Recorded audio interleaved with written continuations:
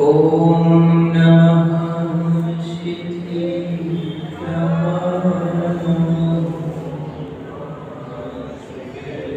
नमो हरिहन्ताणं नमो सिद्धाणं नमो वायुयाणं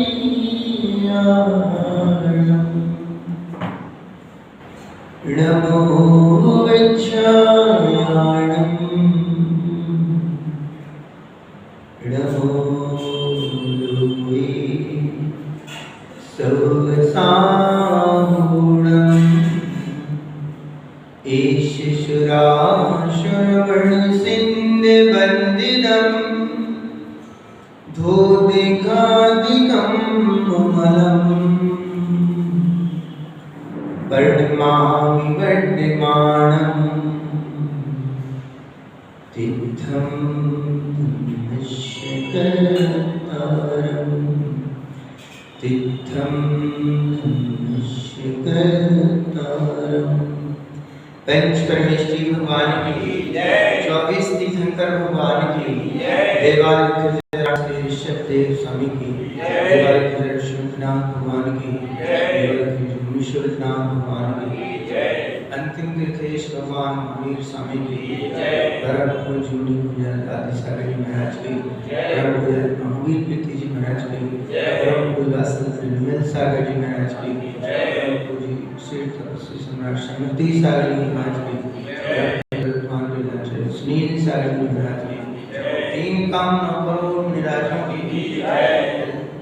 बोले बोलो बोलिए 108 शुभम सागर जी सत्संग सागर जी महाराज की जय। जयकारा गुरुदेव का जय। जय गुरुदेव। जयकारा गुरुदेव का जय। जय गुरुदेव।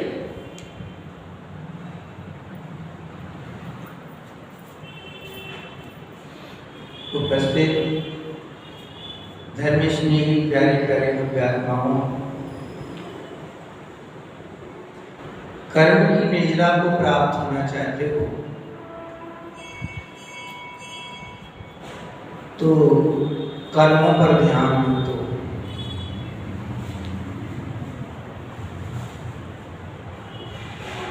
कर्म निजरा पर नहीं, कार्यों पर ध्यान दो। मेरी कर्मों की निजरा हो, मेरे कर्म छूट जाएं, इस बात को लेकर के जा कर्म के भी कर्म नहीं छूटेंगे। यानी अपने वर्तमान के कर्मों को देखो। यदि वर्तमान के कर्म सुधर जाएंगे तो भविष्य के कर्म अपने आप सुधर जाएंगे। विचार करना यानी कि भूल कहाँ हो रही है। बड़े बड़े तत्वज्ञानी जी कर्म का अभाव करना चाहते हैं, पर बुरे कर्मों का अभाव नहीं करना चाहते। यानी जब तक बुरे कर्म समाप्त नहीं होंगे तब तक कर्म समाप्त नहीं हो सकते। यदि नाव नदी में चल रही है तो चेतन खेवटिया बड़ा सुंदर है, पतवार भी है, लेकिन नौका में छिद्र है। उसके छेद को बंद नहीं किया, पानी कितना भी यानी पानी सिर्फ उसको हटाते हटाते उलीचने से काम नहीं चलेगा, यानी छिद्र बंद करना होगा। जब छिद्र बंद होगा तभी पानी को निकाला जाए। यानी अभी हमारे साथ यही भी हो रहा है कि हम स्नान तो कर रहे हैं, फिर वही राग रंग में लिप्त हो जाते हैं, जिसको बोलते हैं गज स्नान। एक ओर तो स्नान है, दूसरी ओर वही धूल लपेट लिए जाते हैं। यानी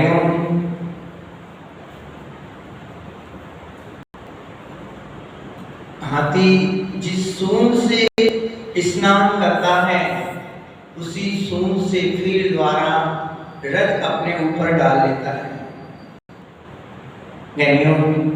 यह जीव पर पाप के परिणाम कर लेता है। पाप के परिणाम करके जीव अपने आप को दुर्गति की ओर ले जाता है। जिस मन से चेतन तूने प्रभु को ध्याया था, जिस मन से तूने प्रभु को ध्याया था, प्रभु की माला फेरी थी, उसी मन से जीव पाप के गड्ढे में गिर जाया करता है। हम कहें कि कर्मों का नाश हो, ऐसा कहने से चेतन मात्र कर्मों का नाश नहीं होगा। जो कर्म को सुधार लेता है उनका कर्म नाश को प्राप्त हो जाता है।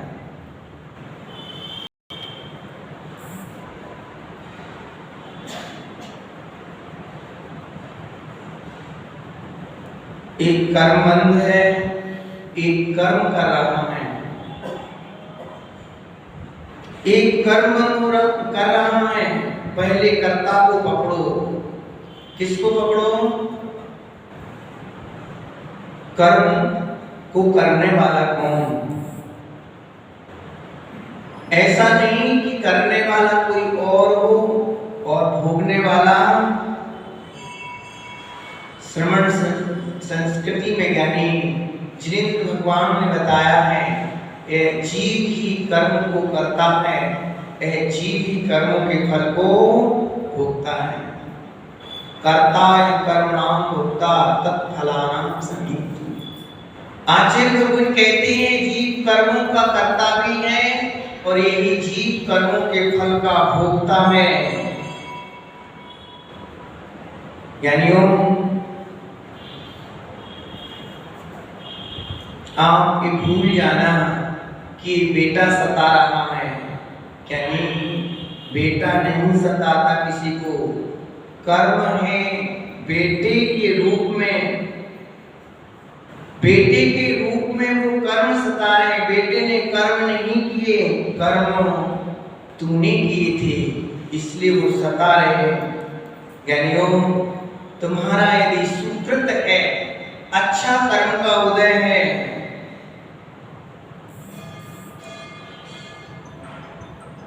आदि नाम भगवान के घर में एक ऐसा बेटा आया,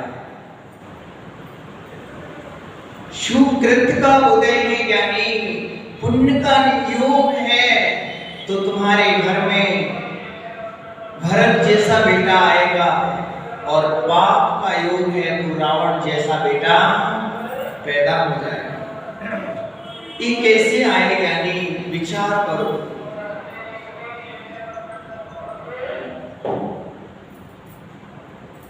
यदि पुण्य का योग नहीं होता तो सुपुत्र नहीं आ सकता। पुण्य का योग है चेतन तो ही पुत्र का जन्म हुआ है। पाप का योग है तो चेतन कुपुत्र का जन्म होता है। धन्य है वह माता पिता जिनके पुत्र दिगंबर दीक्षा धारण करके और जगह जगह विचरण करते हैं। धिक्कार हो उन जनक जननी, यानी उन माता पिता के पुत्र को जिनके बेटे मंत्रालय में जाया करते हैं। यानी एक वो बेटा है जो साधना में लीन है और एक वो बेटा है जो वासना में लीन है। एक बेटे के यानी कदम सिद्धालय की ओर बढ़ रहे हैं और एक बेटे के कदम संसार की ओर बढ़ रहे हैं।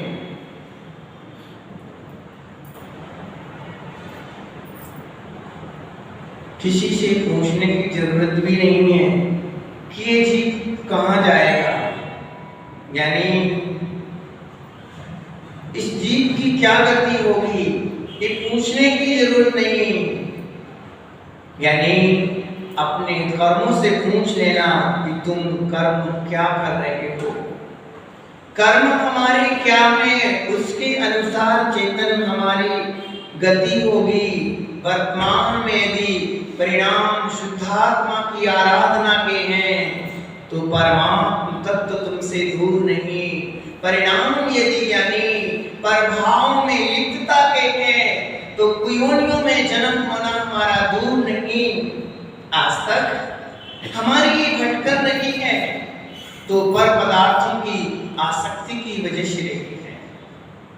आज तक हम संसार में निर्भर कर रहे हैं यानी और कोई कारण नहीं, हमारे ही विभाव परिणाम हमारे कारण बने हैं।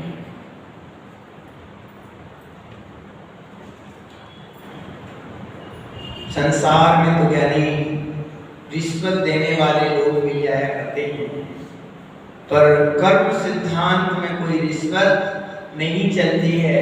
जैसा तुमने परिणाम किया वैसा फल भोगना।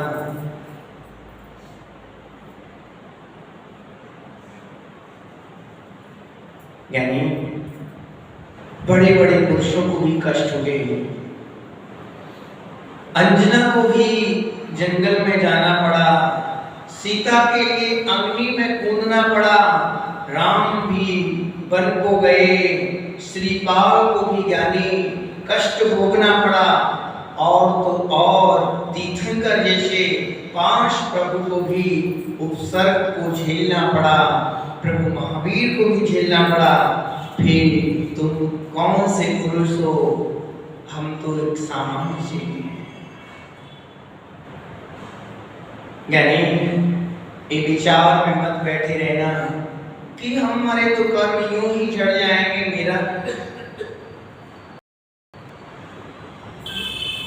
मेरा तो कल्याण हो जाएगा। शिकारी जंगल में आता है, क्या एक तोते को समझा दिया किसने? सन्यासी ने। कहा कि शिकारी जंगल में आता है, दाना फैलाता है, जाल में फंसना। तोते ने सुन रखा था, याद किया। शिकारी ने क्या सुनाया? साधु ने क्या सुनाया कि शिकारी आएगा, दाना फैलाएगा और दाने को चुनना, इन जाल में फंसना नहीं। जंगल में शिकारी आया, जाल फैलाया, दाने का लोभ दिखाया और फंस भी गए, और उस जाल को शिकारी ने वृक्ष पर टांग दिया।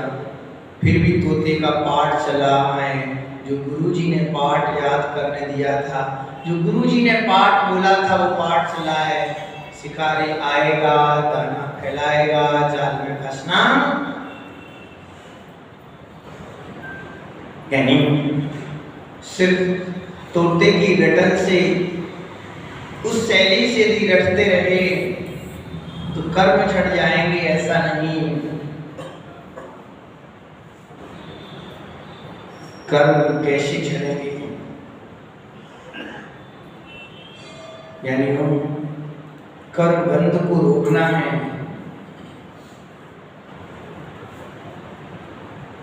हमें कर्मों से मुक्ति पाना है। ज्ञानियों, जैन दर्शन बोलता है, कर्म सिद्धांत कहता है कि मोक्ष की भी इच्छा तुम्हें मोक्ष को प्राप्ति में बाधक बन जाती है। यानी मोक्ष की इच्छा भी मोक्ष में बाधक बन जाती है।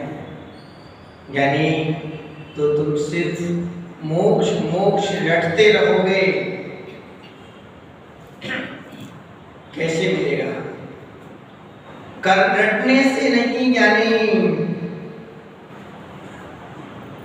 कर्म बंद हो रहा है, उस क्रिया को समझना होगा।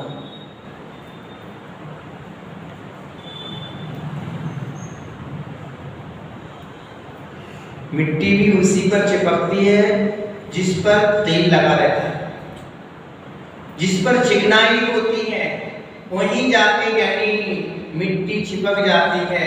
जितना ज्यादा मात्रा में जिस पदार्थ पर तेल होगा, मिट्टी वही उतनी मात्रा में चिपक जाएगी। यानी कर्मों से मुक्त होना है तो राग की चिकनाई को बंद करना होगा। जितना भी ज्ञानी क्लेश को हम प्राप्त हो रहे हैं, क्लेश भाव को प्राप्त हो रहे हैं, वो राग बढ़ रहा, राग वैसे एक क्षण ज्ञानी, एक क्षण का राग चैतन्य इस जीव को नरक भेज सकता है, और जीवन भर का क्या होगा विचार करना।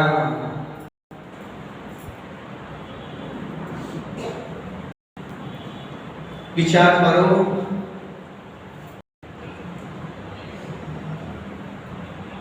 जीवन भर जो राग किया उसका क्या होगा, राग के परिणाम हुए उसका क्या होगा। हमें उस परमात्म तत्व को पाना है, तो आचार्य भगवान कहते हैं उस परमात्म तत्व की एकमात्र आराधना करो। व्यर्थ के पर पदार्थों में उलझे रहना, पर पदार्थों में यानी राग भाव और ममत्व के परिणाम करके अपने जीवन को सिर्फ समय की बर्बादी मात्र हाथ आएगी और कुछ भी हाथ आने वाला नहीं।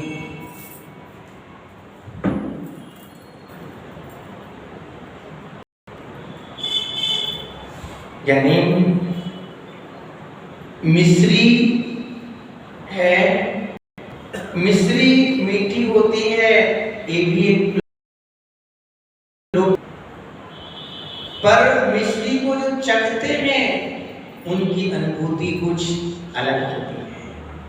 मिश्री को कह लेने से मीठा है ये अनुभूति अलग है, पर मिश्री को ज्ञानी चख लेने से जो स्वाद आएगा वो अनुभूति अलग है।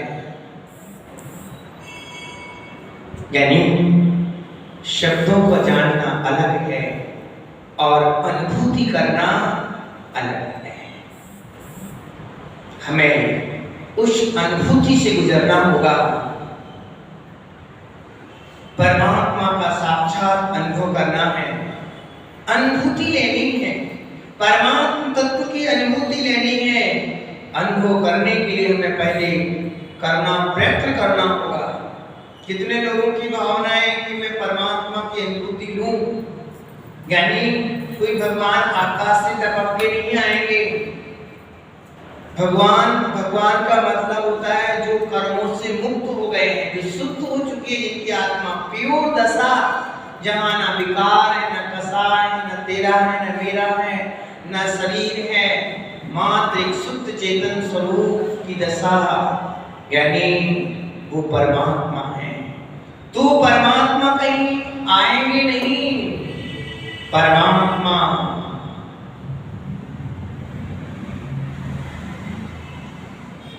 हमें उस परमात्मा तत्व की अनुभूति करनी है, तो पर वस्तुओं को भिन्न और असार जान करके सबसे पहले इन विकल्पों को तोड़ना होगा, उनसे निराला अपने आप को अनुभव करना होगा। कल भी ये बात कही थी कि सर्वप्रथम हमें दृष्टि बनाएं कि पर भाव से मैं निराला हूं, इसमें किसी दूसरी चीज का संबंध नहीं, केवल मैं आत्म तत्व हूं, पर भावों से भिन्न हूं।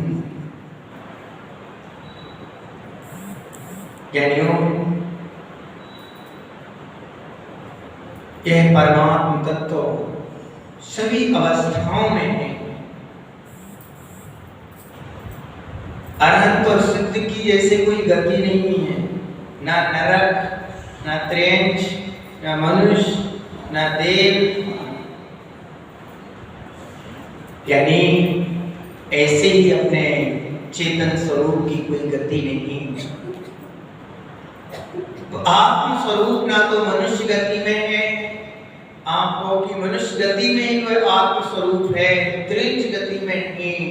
यानी चारों गतियों में कोई मेरा ज्ञान स्वरूप नहीं।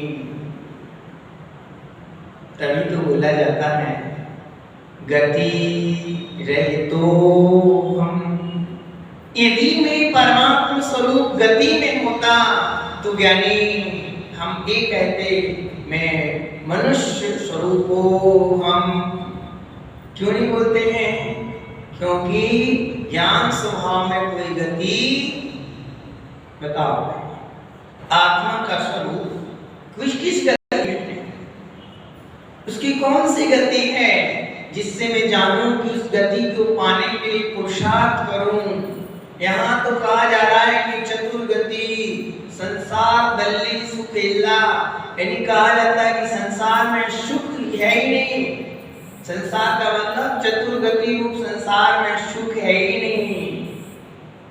चैतन्य स्वभाव की कोई गति नहीं, ज्ञान स्वभाव में कोई गति नहीं। वह है परमात्मा, ना तो नारकी है, ना मनुष्य है, ना देव है, ना त्रेंच है। जैसे अनंत सिद्ध भगवान इन सारी विकल्पों से रहित हैं, इन सारी झंझटों से दूर हैं, इसी प्रकार हमारा सहज स्वरूप ही झंझटों से रहित स्वभाव वाला है। अनुभव करो, इस मनुष्य गति में आके हम बड़े बड़े अरमान लगाने लगते हैं, बनाते हैं, ये मुझे मिल जाए, ये मुझे मिल जाए।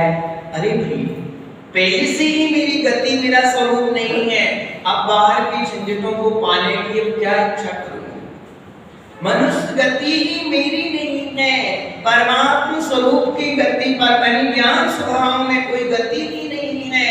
तो ज्ञानी इन गतियों में आकर के मैं करूं, अपने को बड़ा मानूं, अपने को समृद्ध मानूं, अपने को बहुत ऐसा मानूं कि मैंने बहुत कुछ पा लिया है।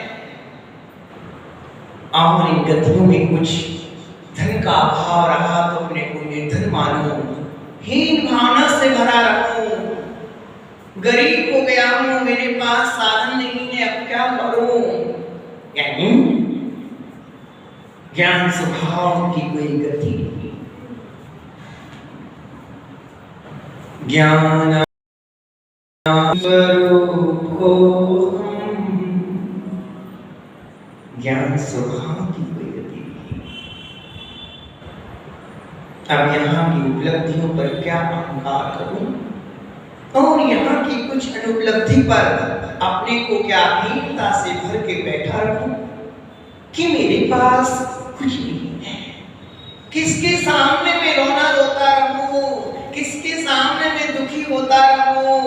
ज्ञानी मेरा तो निर्णय हो चुका है कि मेरे ज्ञान स्वरूप ही मात्र मेरा है, उसकी कोई गति नहीं। इसलिए इन गतियों में क्या रमना, क्या आनंद माना। हमारा सहज स्वरूप पुद्गल कर्मों के निमित्त से एक कभी मनुष्य रूप हो रहा है, तो कभी देव रूप हो रहा है, कभी त्रिंच के रूप हो रहा है, तो कभी स्थावरों के रूप हो रहा है। ज्ञानी कभी विद्लत्र की पर्याय रूप हो रहा है। मेरा ज्ञान स्वरूप चैतन्य कर्मों के निमित्त से है जी। कभी ये गोरा हो रहा है, कभी काला हो रहा है, कभी गरीब अमीर, कभी कोना, कभी ठीना, कभी लंबा चौड़ा, ये सब विविधताएं हैं ज्ञानी, ये कर्मों की वजह से है। मेरा कोई स्वरूप ही नहीं है। कई लोग दुखी होते रहते, महाराज क्या करूं, दुखी हूं, मेरे पास सारे साधन होंगे तो ही मेरा कल्याण होगा। मैं जिन दूसरों के वैभव को देख देख करके दुखी होता, दुखी होने की जरूरत ही नहीं है। यानी यदि सुख बाहरी वैभव में होता तो तीर्थंकर भगवान क्यों त्याग करते। उन गुरु दत्त मुनिराज से पूछना, मुनिराजों से पूछना, यानी उन मुनि से पूछना जो जंगल में, खेतों के मध्य में, के किनारे पर, पहाड़ियों की चोटियों पर बैठ करके आत्म ध्यान के बल से परमात्म तत्व को पा लिया। उनके पास तो कोई लल्ला नहीं थे, कोई उनके पास कोई साधन नहीं था, उनके पास कोई उनको प्रेम से बोलने वाला कोई नहीं था, उनके पास तो बहुत सारे साधन भी नहीं थे। बस बहुत सारे तो छोड़ो, वो तो एक शरीर को भी पर मानते थे, कुछ भी नहीं था और बुद्धि पूर्वक उनके पास जो कुछ भी था उसका भी त्याग कर दिया कि ये मेरा नहीं। महाराज बहुत दुखी। क्या कारण है ज्ञानी? सुख तो ज्ञानी साधनों में है ही नहीं है।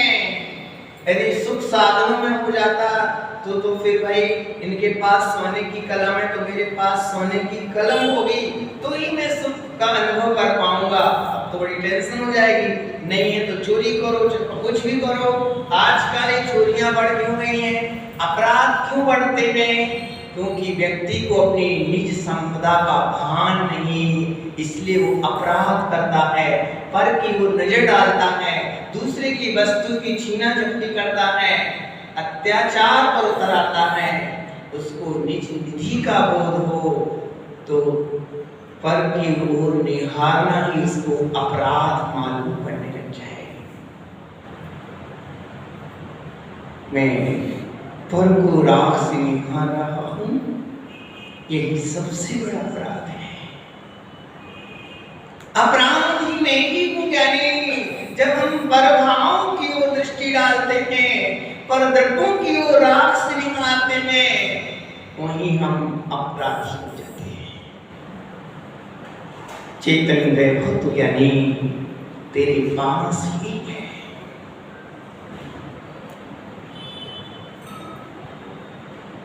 यह चेतन स्वरूप आत्मा कितनी झंझटों में उलझ गया है। कर्मों का निमित्त पाकर के देखो किस किस रूप में है।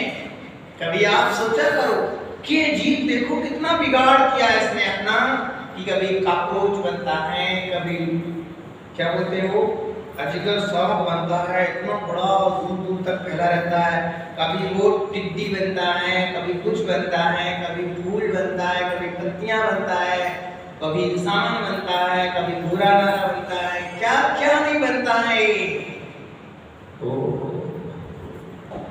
चेतन स्वरूप तो सबका एक जैसा ही है, पर ये विभिन्नताएं नजर आ रही हैं।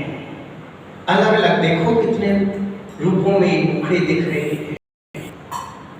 कर्म की वजह से यानी कर्म के निमित्त की वजह से जीव विभिन्न प्रकार की अवस्थाओं में आ रहा है।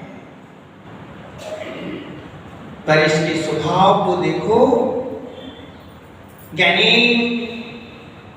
इस जीव के स्वभाव की ओर दृष्टि बनाओ, स्वभाव की दृष्टि बनाओ तो सारी झंझटें मुक्त हो जाएंगी। 5 हैं, वे इंद्रियां भी भगवान की नहीं है। इंद्रियां मनुष्य गति है, कोई भी गति है, शरीर है, इंद्रियां हैं। इंद्रियां भगवान का स्वरूप, अपने ज्ञान स्वभाव में इंद्रियां नहीं होती। इंद्रिय विषय विकार रहितो हम, मैं इंद्रिय विषय विकार से रहित हूं, यानी वो इंद्रियां भी परमात्मा में नहीं और मेरे ज्ञान स्वरूप में भी। भगवान में वो इंद्रियां नहीं, यानी तो मेरे ज्ञान स्वरूप में वो इंद्रियां नहीं, पर वैभाविक शक्ति के कारण बुद्धगल कर्मों का निमित्त पाकर के इसमें इंद्रियां जाति उत्पन्न हो गई। इंद्रियां में स्पर्शन, रसना, घ्राण, चक्षु और कर्ण, 5 इंद्रियां हो गई। 6 कायों में भी यानी एक भी काय सिद्ध भगवान के नहीं। 5 स्थावर और दृश एक भी सिद्ध भगवान के। ऐसे ही हमारे ज्ञान स्वरूप में नहीं।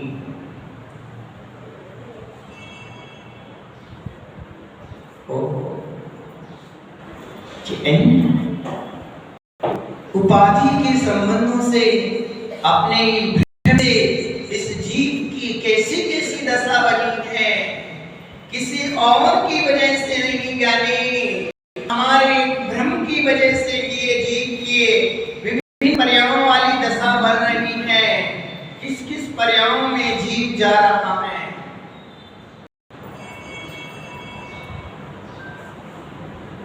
शरीर में बंध गया, कहाँ तो एक भगवान आत्मा और कहाँ एक मांस पिंड लोथरे में ये समट करके रह गया, और वो इस पिंड में फंस करके अपने को बेचैन हो रहा है। मेरा कुछ भी नहीं है, ये मेरी स्त्री, मेरे बच्चे, मकान, यानी इन सब स्थिति पॉजिटिव चीजों से हमारा क्या है। विचार करो, स्त्री, पुत्र, भाई, बंधु, एक सब भगवान के नहीं। शुद्ध ज्ञान स्वरूप आत्मा में कोई संबंध नहीं। स्त्री, पुत्र, भाई, बंधु, कुटुंबी, ये सब संयोग हैं, संयोग संबंध है। संयोग संबंध का मतलब आपका बेटा कब आया, बेटा क्या आपकी शादी हुई, इसके पहले तो क्या तो थे, फिर शादी हुई, खुद हो गए, फिर अपना मान लिया। इस तुम जो हो वो तुम कभी दूर होते ही नहीं तुम अपने से, पर इसका मतलब अभी नए नए आए हैं, इसका मतलब हम संबंध है, संयोग संबंध है। बेटा आया वो संयोग संबंध है, मकान मिला तो भी एक संयोग संबंध है, यानी ये संयोग संबंध है, ये मेरे आत्मा का स्वरूप नहीं है। न भगवान ज्ञानी योग में है, न कसाय में है, कोई विकार सिद्ध में नहीं ज्ञानी, निष्कसाय स्वरूप में, निष्कसाय स्वरूप,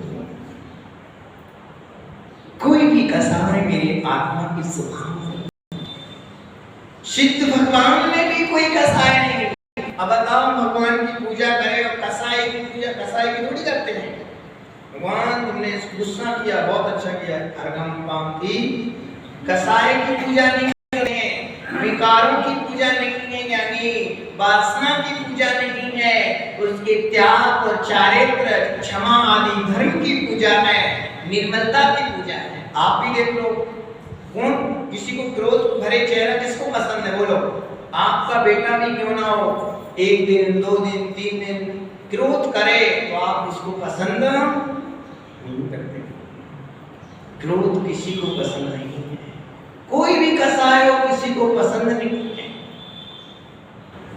यानी हम कषाय की पूजा नहीं, वितरागता की वंदना करते।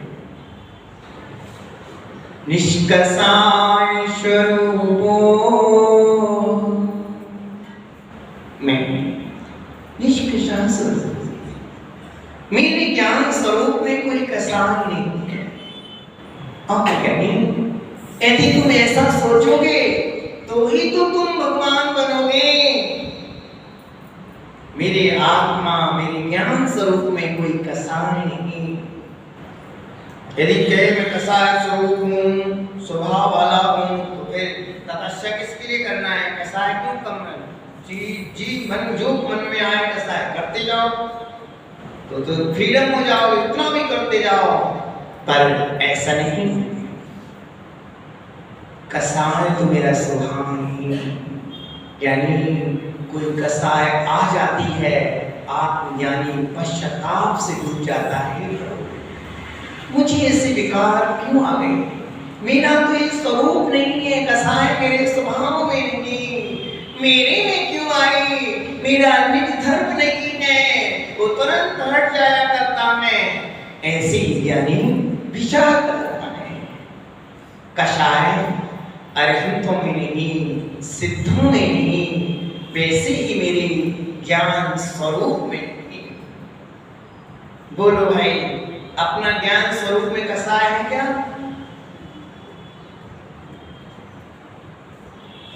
ना योग है, ना ज्ञानी कसाय है, कोई भी विकार चेतन सिद्धों में नहीं और मेरे ज्ञान स्वरूप में भी नहीं। शुद्ध आत्मा की उपलब्धि रूप ध्यान किया जाए तो ज्ञानी परमात्मा ने अपने को दृष्ट हो सकता है, यानी प्रकट हो सकता है, अनुभव कर पाओगे।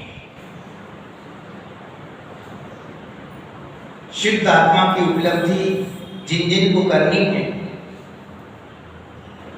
वो अपने निरंतर एक ही भावना करें, आकिंचन स्वरूप। आकिंचन स्वरूप में परमाणु मात्र मेरा है। कह इस आकिंचन स्वरूप में कितना बड़ा बालक है। तीर्थंकर भगवंत भी बड़े बड़े सम्राट पद पर रहते हैं, उस सम्राट पद का त्याग करके और एक आकिंचन स्वरूप की भावना के बल से वर्षों वर्षों तक एक आत्मा की आनंद की अनुभूति करते करते निकालते हैं। और अपन को भी कोई 1 घंटे सामायिक की बोल दे, भाई 1 घंटे सामायिक करना है, 5 घंटे की, ओ भगवान बहुत बड़ा संकट आ गया है। अभी बोलते हैं जिन बड़ी स्थिति होती है सर करो, उस बीच में न जाने क्या क्या हो जाता है, आजू बाजू को देख लिया जाता है, कहीं चला तो नहीं गया है आजू वाला, क्यों उतने में ही मन नहीं लग पा रहा है।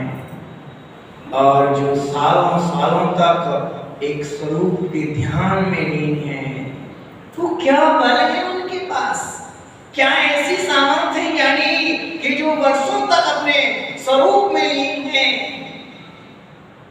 सिर्फ वो प्रशंसा की ही नहीं है ज्ञानी, बाहुबली भगवान 1 साल तक ध्यान में लीन है, खुद भी तो करो। उन्होंने तो खाया लड्डू, उनका आनंद उनके पास है, मेरा आनंद वो हमारे लिए इतने ही है कि वो हमारे आदर्श हैं, पर उनने काम कर लिया तो हमारा हो गया है। कैसे निश्चिंत बैठने की जरूरत है। रामचंद्र जी का कल्याण हो गया तो अपना हो जाएगा क्या? अरे भाई उनने किया, उनकी आत्मा का होगा, तुम्हें खुद अपनी आत्मा का करना होगा। सीता ने सील का पालन किया, भारत पालन किया तो सभी महिलाओं का कल्याण हो जाएगा, सब सीलवती कहलाएंगी। नहीं, हमें भी उन जैसी दृष्टि अपनी बनानी होगी।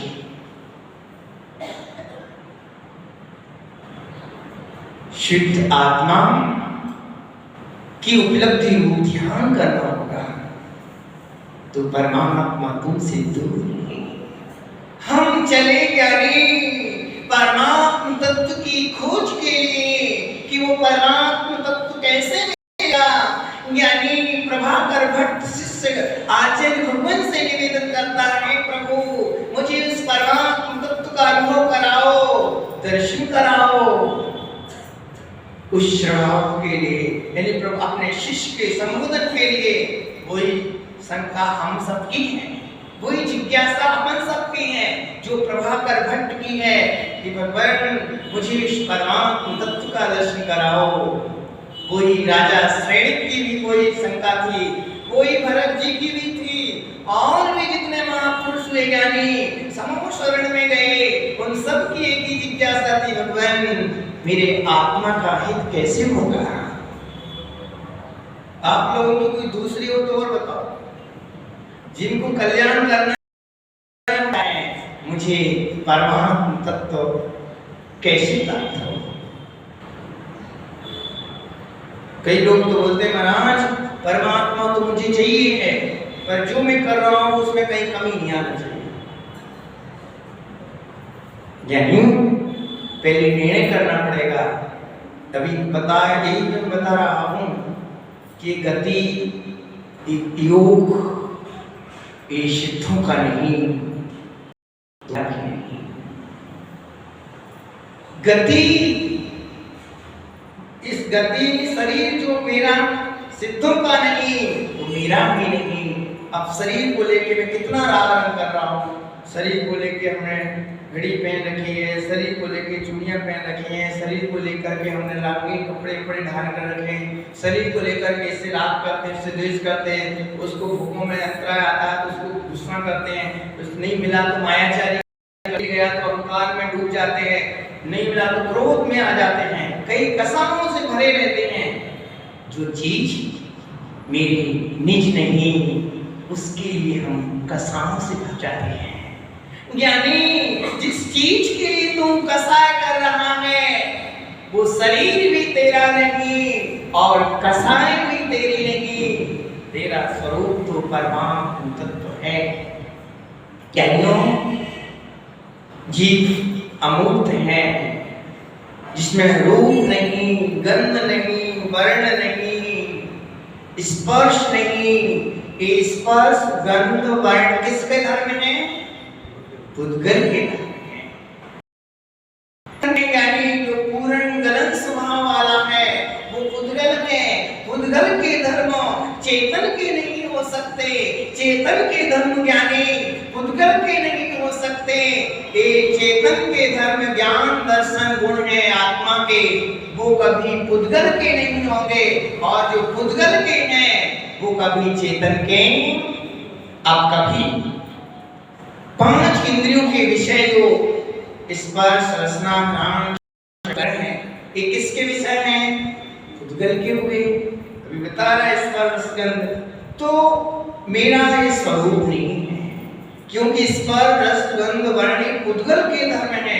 ज्ञानियों, तुम पूरी कोशिश के साथ एक हो जाना, मैं पुद्गल के धर्म को चेतन के करके दिखाऊंगा। बड़ी ठीक मानने वाले ज्ञानियों, तुम्हें बड़ी बड़ी बातें करने वाले चेतन आत्माओं बड़ी बातें ही कर पाओगे, पर जड़ को कभी चेतन बना नहीं पाओगे। तुम अपना सोच सोच के मस्ती ही खराब कर पाओगे, उसको आप अपना बनाने के लिए अपने यहाँ भागे वहां भागे, सिर्फ थकान ही याद आएगी, पर कभी अपना होगा नहीं। वस्तु स्वरूप विचार खुशी से सब दुख संकट सहा करे। यानी वस्तु स्वरूप यह है कि हर द्रव्य अपनी अपनी सत्ता को लिए हुए है। जीव के धर्म जीव के साथ है और पुद्गल का धर्म पुद्गल द्रव्य का पुद्गल के साथ है। तुम्हें व्यर्थ का परिश्रम क्यों करा? ज्ञानियों, केवल ज्ञान और आनंद स्वभाव वाला है, यह चमड़ा हड्डी मांस स्वरूप वाला मैं नहीं हूं, मैं तो आनंद स्वभाव वाला हूं। परमात्म स्वरूपो मैं परमात्म स्वरूप। ये देह मेरा स्वरूप नहीं है, ये मैं राग कर रहा हूं, ये हमारी कई कमजोरी है। इन सबकी ओर आकर्षण मेरा बना हुआ है, ये मेरी समझदारी नहीं, ये मेरी कहीं बड़ी भूल है। और एक भूल को चैतन्य एक दो भाव में ही सिर्फ नहीं की, भाव भाव से इन भूलों को दोहराता रहा, इसलिए उन भूलों को हमने इतना घनिष्ठ संबंध कर लिया कि अपने रूप ही मानना शुरू कर दिया। यानी माना कि तुम इस शरीर के साथ अनादि से रहे हो, कर्मों के साथ तुम अनादि से तुम्हारा संबंध रहा है। संबंध संयुक्त संबंध शरीर से तुम्हारा जरूर होगा, पर ज्ञानी अविनाभाव संबंध से नहीं है। अत्यंत अभाव इस तरह से मेरी आत्मा का, ये तो भिन्न है, भिन्न ही लगेगा, कितना भी तुम कोशिश कर लेना। अनंत काल तक क्या होता है भाई? अनंत काल तक महाराज ने इतने लंबे समय से ऐसे सेवा करी है, सब कुछ किया है, फिर भी मेरा यश नहीं होता है। फिर भी मुझे शांत। अरे भाई तुम जहाँ ये पुरुषार्थ कर रहे हो वहाँ कुछ होने वाला वो तो सिर्फ तुम रात की पूर्ति कर रहे थे, वो तो रात की पूर्ति हो रही थी वहाँ, तो तुम्हारा तो मेरा मेरा है। और रात की पूर्ति कम हुई तो छोड़ छाड़ के ध्यान रख लेना ज्ञानियों, जो आप समागम अभी तुमने पाए हैं ये तुम स्थायित्व की भावना को लेकर के बैठ मत जाना, वरना रोना ही मत आएगा, क्योंकि ये सब कर्म सापेक्ष हैं। जब साता का उदय है तो सब अनुकूलता से जुटा के बैठे हुए हैं, अनुकूलता जुटा के तुम्हारे सामने जी जी कर रहे हैं, और जब प्रतिकूलता का क्षण आएगा यही सब कब दूर हो जाएंगे तुम्हें पता नहीं होगा। तुम्हें सिर्फ इतना ही कहना पड़ेगा, ये देखो जब कितना स्वार्थी है, मैंने तो इतना किया कि तो छोड़ के ही चले गए। चेतन पहले से ही तुम सोच लेते कि ये सब संयोग मात्र हैं, इन संयोगों में अपने आत्म तत्व की अनुभूति करने का पुरुषार्थ करना है, संयोगों में लिप्त होने की जरूरत नहीं है।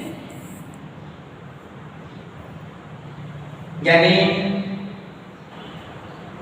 ईंधन में और सर्वोर अग्नि व्याप्त रहती है, पर अग्नि अग्नि है, ईंधन ईंधन है, अग्नि गर्म स्वरूप है, और ईंधन पकड़ ले जाने पर यानी पकड़ ली ये जो ईंधन जो है वो कभी अग्नि रूप नहीं। ईंधन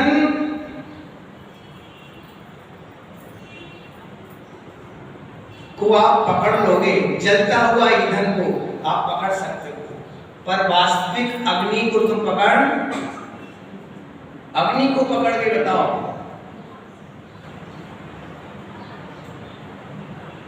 ईंधन को पकड़ा, कोयले को पकड़ा, पर अग्नि को आग यानी ऊष्म स्वभाव वाली है और ईंधन आकार वाला है। इसी प्रकार यानी हाड़ मांस का पिंजरा आकार वाला, इसमें सर्वत्र व्याप्त जो जीव है, जो जीव व्याप्त हो रहा है वह आनंद मात्र जानन कुछ चीज है बस, और उधर जानन मात्र भी आत्म तत्व है। इसको ज्ञानी कहीं देखा है क्या? आनंद तो सभी को आता है जब हम वैराग को धारण करते हैं, जब हम भेद विज्ञान से युक्त होते हैं, वहां आना प्रकट हो जाता है। ज्ञानी आनंद तो आता है, पर आनंद को देखा किसी ने नहीं, किसी ने पकड़ा नहीं। परिचय वह पकड़ने से भी चीज अधिक होती है, ज्ञान और आनंद भाव रूप तत्व, और वह आत्मा ही भाव रूप है। ज्ञानी पुरुष आनंद स्वरूप को केवल आत्मा की इस पद्धति है, इसकी देखने की इच्छा करने वाले पुरुष सकल पदार्थ विषयक राग देश संकल्प विकल्पों को जब वो त्याग कर देते हैं तो उनके ही जीवन में वो आनंद स्वरूप प्रकट हो पाता है। समय हो गया है, अपने जीवन में परमात्मा स्वरूप प्रकट करना है तो राग आदि भाव से होना होगा। मंगल भावना के साथ भगवान महावीर स्वामी के श्रीमद् नाम भगवान के आचार्य गुरु स्नेह सागर महाराज के